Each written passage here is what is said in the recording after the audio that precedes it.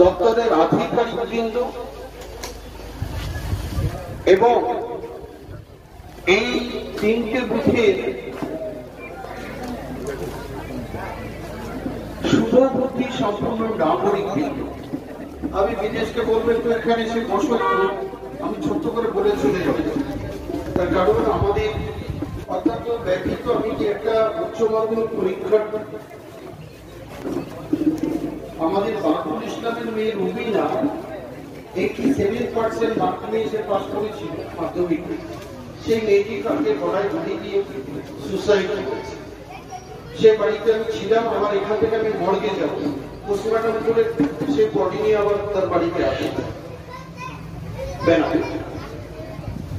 আবার আমাদের গ্রামে আমাদের মেম্বার শহীদুলের তার মা মারা গেছে, ফোন করেছি যে দাদা আমার মা মারা গেছে, আমি সেখানে একটু যাবো, আবার মর্গে চলে যাবো। সেজন্য আমাদের বিদেশ আছে বিস্তারিত ভাবে বলবে এবং আমাদের প্রধান আছে। আমি